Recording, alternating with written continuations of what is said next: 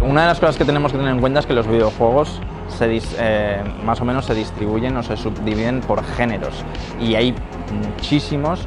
En esta exposición tenemos 150 títulos, y la gran mayoría de ellos han jugado un papel muy importante a la hora de definir y configurar cada uno de esos géneros, ¿no?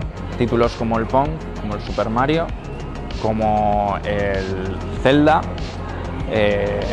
tanto el primer Zelda, por lo que simbolizaba, como el Zelda Ocarina of Time, que fue la adaptación a las 3 dimensiones, esta manera de, digamos, de prototipar lo que es un juego de mundo abierto, que hoy en día son pues, unos de los principales referentes en las listas de ventas. Pues empezaron un poco a encontrar su estilo y su manera de expresar en este título como Zelda Ocarina of Time. Luego tenemos, por ejemplo, Metal Gear Solid en cuanto a representación cinematográfica, ¿no? El uso de narrativas mucho más elaboradas, con muchos giros de guión, con actores de voz, con historias más ambiciosas, más maduras, en contextos sociopolíticos o militares de actualidad, que tenían en cuenta muchos aspectos digamos, que no eran meramente de fantasía, ¿no? Y sobre todo con una forma de narrar que tomaba muchísimos préstamos del lenguaje cinematográfico, ¿no? Entonces ahí empezamos a ver ya cinemáticas, ¿no? Cinemáticas en tiempo real, que conforme pasaban los años se iban a definir. Luego tenemos juegos como Doom o Wolfenstein 3D antes, ¿no? Que son digamos, el padrino, el antecesor de los FPS, los juegos de disparos, los first person shooters, ¿no? Que van evolucionando para, bueno, también incluir narrativas más ambiciosas.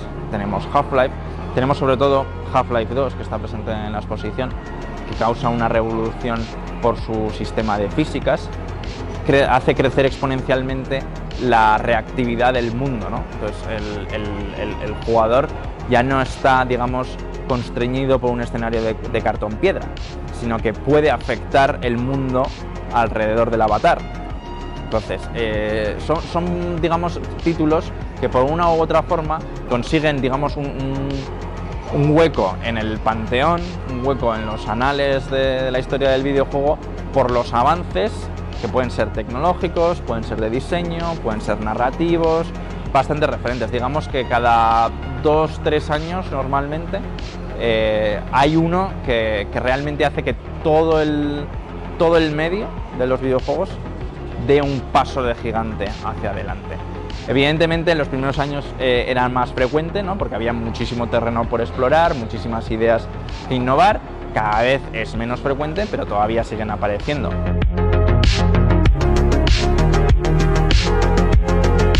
Bueno, una de las cosas que tenemos que tener en cuenta es que los videojuegos han sufrido un estigma durante muchísimo tiempo por cuestiones intrínsecas y extrínsecas, es decir, durante mucho tiempo la tecnología los ha limitado tantísimo que a la hora de compararlos con otros medios, sobre todo con el cine, porque en el fondo son juegos, son medios que se basan en una pantalla, pues quedaban muy mal parados, ¿vale?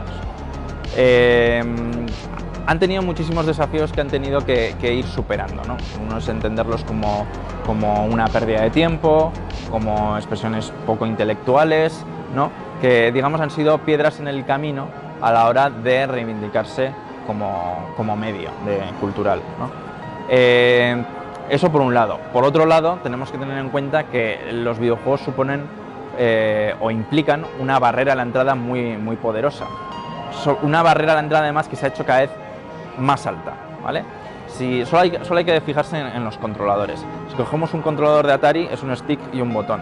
Cogemos un controlador de una PlayStation 4 actual, aparte de tener 2 joysticks y una pantalla táctil, tiene 17 botones. Y eso no es una exageración, existen 17 botones de una manera u otra. Ahora incluso acaban de sacar un dispositivo para añadirle más botones por detrás.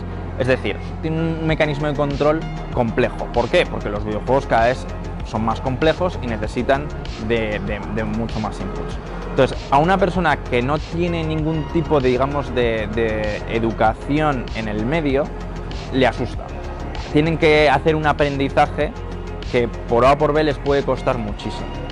Solo estamos hablando de lo que es el dispositivo de control. Luego tenemos que hablar de cosas que la gente que tiene, digamos, ya costumbre de jugar a videojuegos da por sentado, ¿no? Como es poderse manejar un espacio tridimensional sin marearse, ¿no?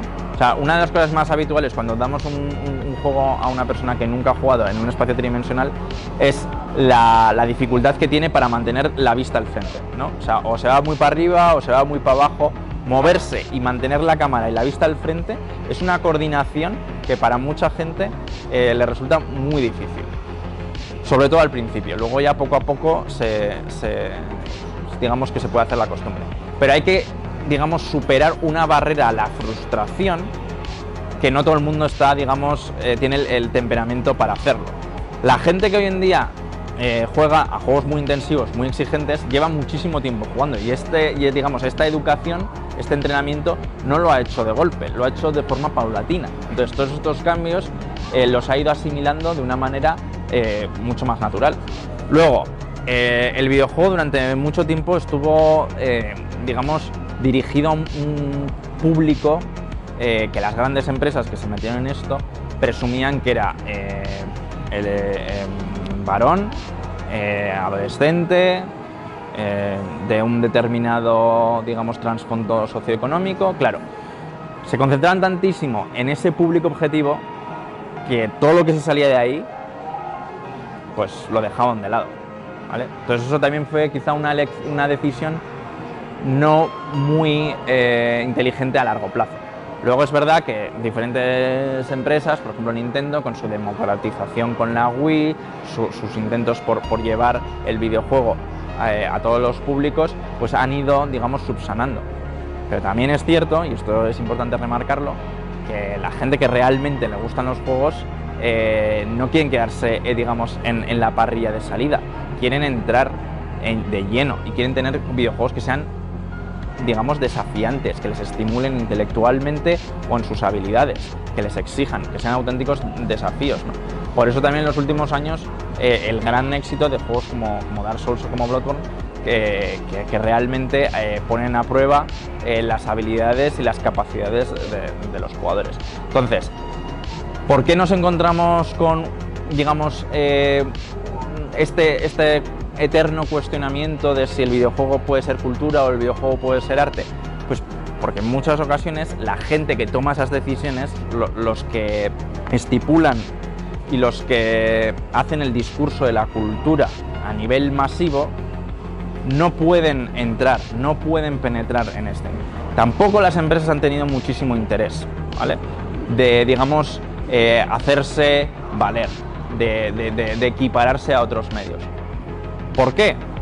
Pues porque si tú te equiparas al cine o te equiparas a la literatura, tienes muchísima libertad de expresión y la gente te va a respetar, pero la gente también te va a exigir y te va a criticar y te va a, digamos, a hacer preguntas incómodas, difíciles, y muchas de estas empresas tienen una manera de pensar y una manera de funcionar, digamos, prestada o plasmada o de las empresas tecnológicas, ¿vale? Entonces, cuando les conviene, han querido que el videojuego sea entendido como cultura, pero cuando no les ha convenido, han querido que el videojuego sea tratado simplemente como un dispositivo tecnológico que no va más allá.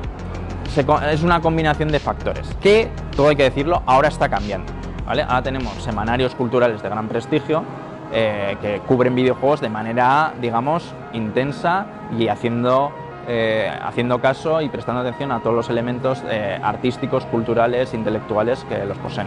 Y de manera internacional lo mismo, o sea, tenemos gente como el Washington Post, como el New Yorker, que tienen secciones de videojuegos ya más o menos establecidas. Entonces, el videojuego no es simplemente una industria que haga muchísimo dinero, que también es una industria que tiene una penetración cultural innegable y que cada vez va a ir a más. ¿Por qué? Pues por la gente que se ha criado con los videojuegos en sus vidas profesionales, están llegando ya a puestos de responsabilidad que pueden tomar decisiones tanto en los medios como en los estudios, como en todo tipo de empresas, que están derribando pues esas barreras, ¿no? ¿Esto quiere decir que está todo hecho? No, desde luego que no. Queda muchísima pedagogía por hacer, porque quiero seguir insistiendo, el videojuego es un medio complicado, que asusta mucho, pero que tiene algo para cada uno. O sea, tiene videojuegos exigentes, cerebrales, intelectuales, videojuegos viscerales, experiencias sensoriales, experiencias más museísticas, videojuegos más pausados, más reflexivos. Tiene algo para todo el mundo y las puertas de entrada están por todos lados. Yo creo que no hay nadie que intrínsecamente no pueda jugar a un videojuego.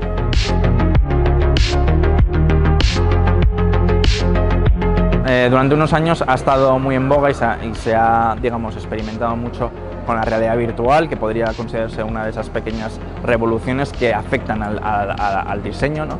La próxima generación de consolas, ya que va a salir a finales de este año, como PlayStation 5 y Xbox Series X, uno de los elementos que puede suponer un cambio de paradigma es la implantación de estos discos duros, de estos sistemas de almacenamiento muy rápidos. Entonces, ¿eso qué va a permitir?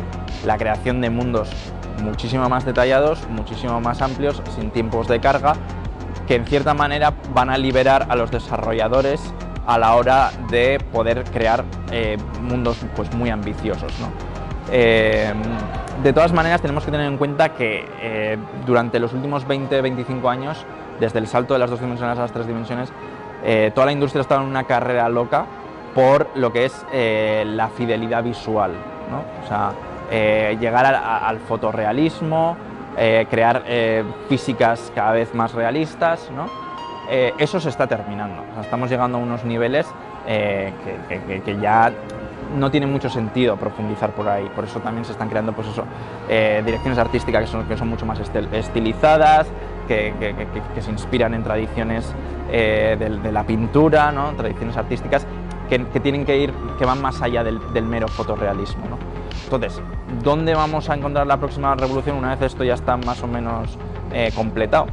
Pues realidad virtual podría ser, tema de mundos, o una de las cosas que tiene muchísimo interés es el tema de la inteligencia artificial. O sea, crear personajes que sean muchísimo más reactivos, ecosistemas que, digamos, respondan a un nivel de profundidad mayor a las acciones del jugador.